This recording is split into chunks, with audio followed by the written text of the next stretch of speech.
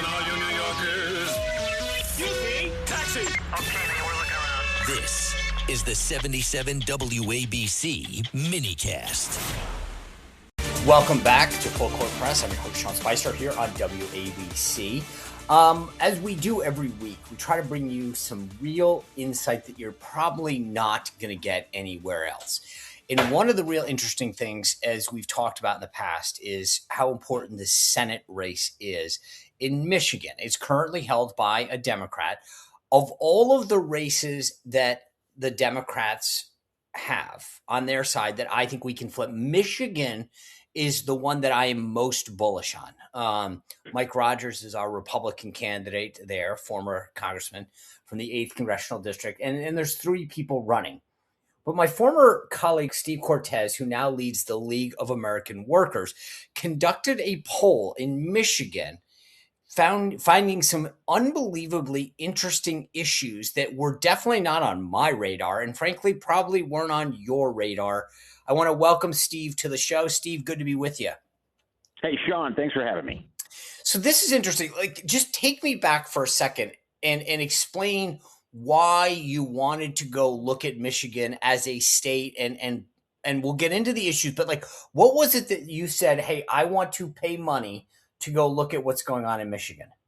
Right. Well, the primary reason, which you cited, is that I think it's the Republicans' best chance to flip a seat.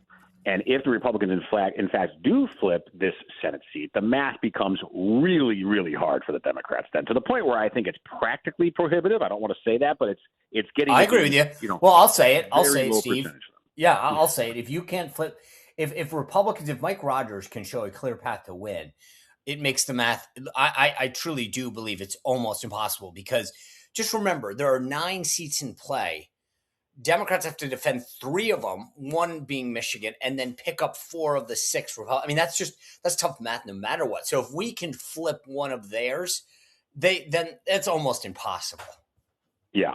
And then the other thing is, as I think you also at least alluded to, is I think Mike Rogers is just an excellent candidate. He's very well liked. He's very well practiced. This is just a professional, polished politician, somebody who's good, who's well known, high name ID, high favorables in that state, and is the kind of Republican that can win a swing state. Right now, he's not a hardcore, hard right MAGA guy, right. And probably he wouldn't be my preferred candidate in my state of Tennessee, let's say, right, where you can elect a very different person statewide. But in a state like Michigan, I think he's exactly the kind of Republican center-right conservative who can win. Yeah, it's interesting that you say that, because it's kind of like Maine. Like, not everyone likes Susan Collins. I will say I don't like a lot of her votes and a lot of her stances, but I don't believe that anybody else on the Republican side, actually anybody else right now, can win outside of Susan Collins. Right. And winning is important, right? And winning 80% matters a ton in politics. You're not always going to win on 95% of what you want, right? But winning on 70 and 80 and racking up a coalition. This is a huge country, right, with a lot of different interests, a lot of different geographies, obviously. And you're exactly right. Places like Maine and Michigan are different states than Alabama and Tennessee and Wyoming. And so we have to treat them differently in terms of which candidates, will work there. And by the way, I don't mean this to in any way rip on Mike Rogers. I think there's a lot to admire about him. And conversely, here's the other reason I went to poll there is when I look at the other side, I see very little to admire in those Democrat candidates. There's 3 pretty crazy candidates. One I think is crazier than the other 2, but there's 3 radicals.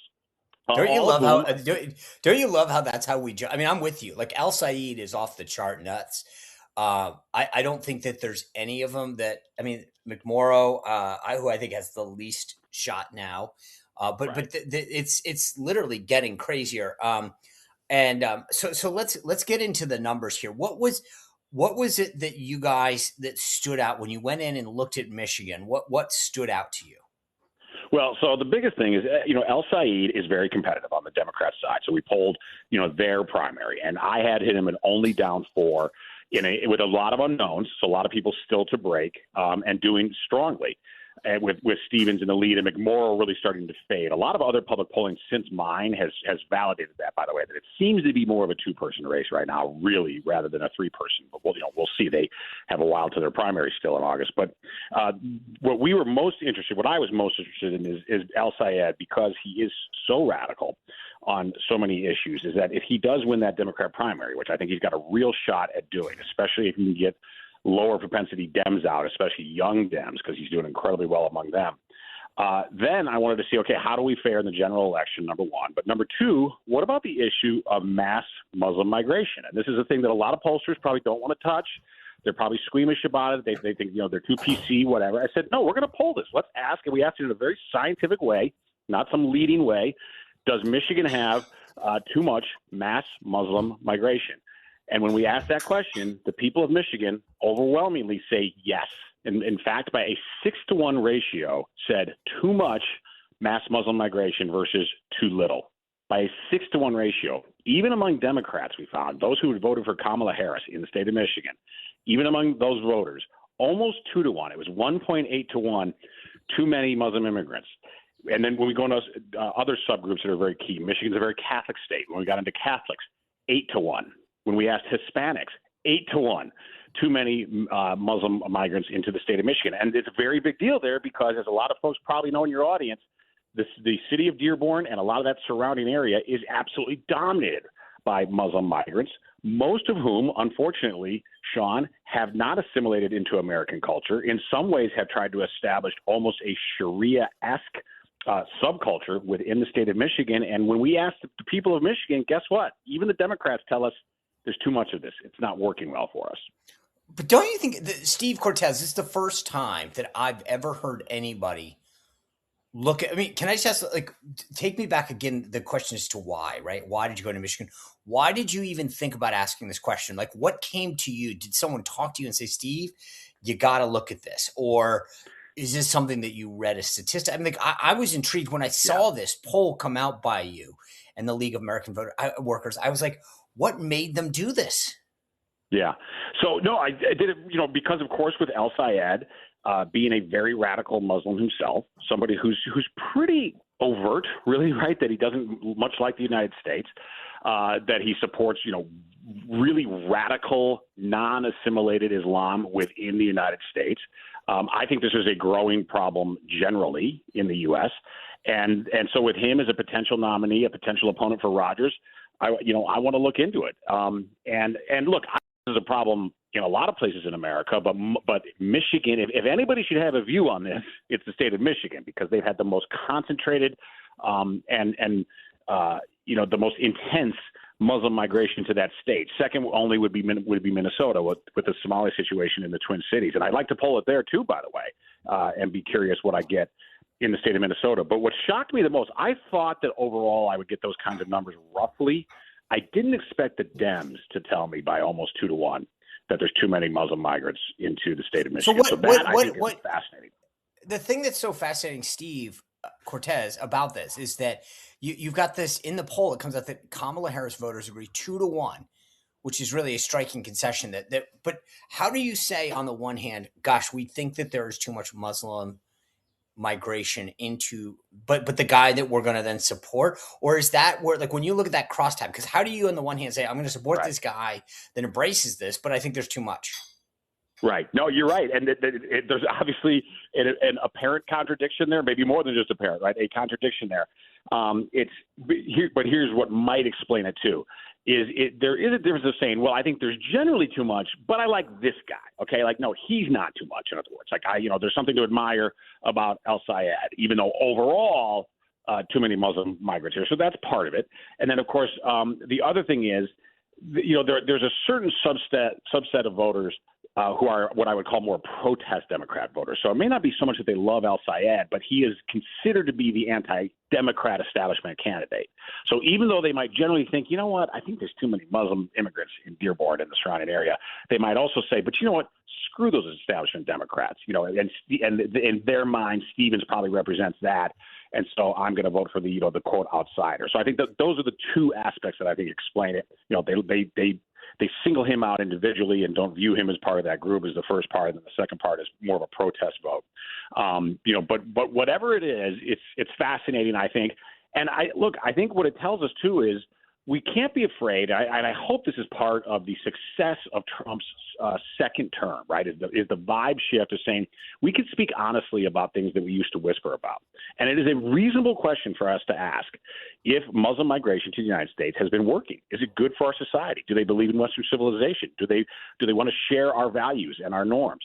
And I'm sure everybody who hears that, at least a little part of them might recoil and say, well, wait a second, but I know a good Muslim who, works down the street or works at my company or whatever. And I don't doubt that, of course, right? What I am saying, though, is that Muslims who are serious about their faith are told to not assimilate into American culture and any Western culture, any Christian culture. It is actually prohibited as an article of their faith. So Muslims who take their faith seriously, to me, that should be a legitimate filter upon whether or not they would make good Americans. And I believe we want immigrants into this country who love Western civilization, who love our values, who want to assimilate into our country. And what the citizens of Michigan are saying is, forget about what Steve Cortes thinks. The citizens of Michigan are saying, in a place where we've had a lot of Muslim immigration, we think it's too much and by a big ratio. All right, so let me ask a political question and then a policy question. On the political front, first, did you guys look at the governor's race as well? Because I know that there's a governor's race in Michigan as well. And I'm not optimistic there. We have John James down 10 in that race. So I mean, it's not out of reach, but difficult. We've got the Senate race much tighter. Didn't that say something though, where you just shows you that like an issue like this could make a big difference if it's not resonating at the top of the ticket, where John James, the current congressman who's running for governor, but it is resonating in the Senate race. And is that so? You think that if Al Saeed does not win the primary and Haley Stevens becomes the nominee, which I think would be the most likely alternative to that, does this issue go away? No, I don't think so. Because listen, she has very radical views on immigration, right? I mean, actually, all Dems do very radical, and they're basically open borders opponents. So it might not be as effective, against an American white woman. However, it doesn't go away. That's for sure. And I certainly would advocate and recommend to Mike Rogers that, he use the migration issue anyway. And by the way, even if he doesn't, outside forces like me and my organization, we will, right? Even if he doesn't want to. And sometimes, by the way, that works well in campaigns. If something seems like it's a little too harsh, sometimes it's better for outside groups to bring up those negatives rather than the candidate himself. But yeah, I think also, immigration is generally a federal issue. So maybe the voters are just being smart there and saying, you know what, our governor doesn't have that much to say about immigration. And in general, governors don't. I also just think that Rogers is a particularly good nominee, as we spoke about earlier. And so I think that's probably another reason why he polls better against any opponent, any of the three, in a general election than we have James right now. And I'm not saying we give up on James, by the way. I think things can change. There's a lot of time until November. So who knows, right, what happens there. But it's definitely not at this moment. We're not as focused on that gubernatorial race. As far as governor, we're more focused next door in Wisconsin, where we really think Tom Tiffany can win and is polling great, by the way. I got him essentially tied. Yes. And Congressman Tom Tiffany, who's a great congressman, and in a tough environment where Republicans aren't polling particularly well right now, especially in swing states like that, we have him tied right now. And by the way, similar kind of deal. I know you want to talk Michigan more, but similar. No, kind of deal. I'll talk about any of them. Three-way primary on the Dem side there. Tom Tiffany doesn't have a primary. Three-way primary on the Dem side there, and all three of them are as radical as El Said. I mean, like literally, we would take any of the three, and they're trying to out crazy each other on that side. And it's an open seat because the current governor is retiring, which surprised a lot of folks. Evers is, even though I think he's a miserable governor, he's reasonably popular, and but he surprised Wisconsin and retired. And so this is an open seat in the key swing state. I mean, they all matter, of course, but the tightest swing state in America generally is Wisconsin. So we're very focused on that gubernatorial race, and then also on the Senate side in Michigan. Well, it's funny, for people who are out there listening, saying, well, I live in New York, why do I care about these races? One, I think in terms of the Senate, because the razor's edge the House and the Senate are on, like these things could determine the majority. Here's an interesting thing. When you're talking about Mike Rogers and this issue, right, and the sort of this big takeaway, Mike Rogers was an FBI agent. Like, this is a guy who understands national security. He was on the Intel committee. You mentioned sometimes the issue's too hot. Is he aware of the poll? Is he aware of the issue? Is he taking it on at all? He is not taking on right now, but I think that's probably smart. Right now, because he doesn't have an opponent, not a significant primary battle, he's really, raising money, building name ID, running a more positive campaign, which is sort of what you do, right, when you don't have an opponent yet. But yes, is he aware of the poll? Absolutely, and certainly his team is, and we put it out in the public. So there's nothing going on here. I made the entire poll public through Daily Signal. And so he is welcome to look at it as are the other side. And by the way, I know they're very aware of it as well, the Dem opponents. So, and that's, it's going to be a nasty race on their side. But in both of these cases, Wisconsin governor and Michigan Senate, thankfully, we don't have primaries on our side. They do on theirs, where they're crushing each other. They're spending a lot of money. They're saying lots of nasty things. So that's a happy circumstance. Just sometimes it's the other way, right, against us. But we'll take it when we can get it. The other thing I would tell people, why they should care if they're listening in New York, for example, why they should care about Wisconsin especially, is that if we win the governorship in Wisconsin, I think we can start to clean up the voter integrity situation, which is horrible in Milwaukee. And you don't have to be some tinfoil hat person to suspect that a lot of nonsense goes on in Milwaukee, maybe more than any other major metro in America. They've gotten away with it for years because there's been a Democrat in Madison. Well, if Tom Tiffany's the governor of Wisconsin, there's a lot he can do to make sure that we have election integrity throughout the state of Wisconsin, but especially in the Milwaukee area. And I'm of the belief that could potentially tip the balance in 2028. And in what is, again, that it's been 3 cycles in a row now, presidential cycles, the tightest swing state of all the swing states is Wisconsin. So in general, if you can win Wisconsin, you're going to win the presidency. So winning Wisconsin in 26, governor, I believe, helps set up a Republican, whoever that nominee is, to win Wisconsin in 28. One of the things in this poll that you guys did is it talks about what demographics reject this Muslim immigration that we're seeing. And single women was one of them that was 3-1. And the reason that's so fascinating is when I had Brent Buchanan on this radio show, or one of the guys from Signal. I had Brent on my show on the evening. One of the other folks on the show last week talking about this latest national survey that Signal Polling does.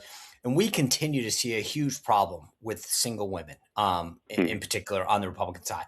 So this seems to me a huge winning issue that could help bring back this demographic in a way that we're losing big time. Yeah, no, I think that's correct. And you're exactly right. Unfortunately, and this isn't just a recent thing. This has been a fairly long-term trend, single women, and that's becoming a bigger part of the electorate, right, as people delay marriage or don't get married at all. It's just there's just more of those voters. And single men, we've started to do quite well, young men in general, and most single men tend to be younger just by definition. So we've made nice gains on that side, but not with the women, not with the ladies. And so, is this an issue that can resonate? And I want to be honest about this. I don't think it's a huge national issue, at least yet. I think it's absolutely a Michigan issue, right? And I think that voters now, and this is one of the refreshing things, again, about the Trump era, is this focus on authenticity and being blunt, right? And not having to be, a sort of speak in sort of tortured lawyerly language to run for office, is to be able to say, hey, the people of Michigan have told us there's too much Muslim immigration. This is something for us to think about, and especially if you're going to be a senator, because you have a lot to say about immigration policy in this country. What should be the criteria to be a legal immigrant to the United States? Do we have too many legal immigrants overall? When we decide how many we should have, then how do we decide the filters, for who gets in? By the way, primarily right now and for 60 years, the primary filter has been simply having a relation, having a relative. It's been chained. That's what chain migration really is. And I think that's a terrible way to decide as the main criteria who should come into this country. I don't think it's worked well at all for the United States since 1965. I think we should be deciding on skills and worldview. To me, those should be the two. So, what kind of skills do they bring, and do they love our society and our Western civilization? So, Steve Cortez, this is the last thing I want to ask you about this League of American Workers poll that you guys did. Is exactly what you just said, which is, so I see this, I'm a candidate. Let's just say Mike Rogers calls you and says, hey, I saw the poll. I see the fact that all of these people in Michigan are saying that we've got too much. So what do I offer a policy solution, or do what you just said, which is we need to think about it, or do we give them a solution? Yeah, no, I think it's get more concrete. And I think the solution is to get rid of the 1965 Immigration Act, known as Hart-Celler, which has not worked well for the United States, to say, no, the primary criteria is no longer going to be just that you happen to have a relative who legally migrated to the United States. That we're going to look at candidates as applicants based on their skills and then also their worldview. And I would argue that being from a Muslim country should be a factor in determining whether or not they're going to be successful assimilated migrants to the United States. So to me, get that specific and say, and I will advocate for that in the U.S. Senate. Okay.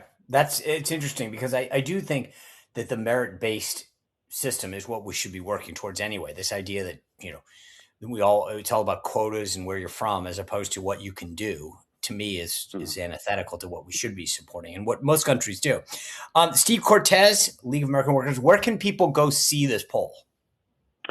So CortezInvestigates.com has all my polls, all my videos, and then also the article I wrote about this, and I release all my polling via Daily Signal, so you can also go there. Okay.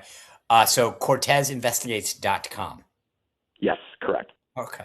All right, guys. I really appreciate Steve Cortes, League of American Workers, sharing this with us. As we said, I mean, Michigan, Wisconsin are key to the whole majority, to where the political winds are blowing. So that's why all of this is critical, no matter where you live. We're going to continue to break down all of the top stories that have happened this week in politics around the nation. We'll be right back. You're listening to Full Court Press. I'm your host, Sean Spicer, here on WABC. This is Full Court Press with Sean Spicer on 77 WABC.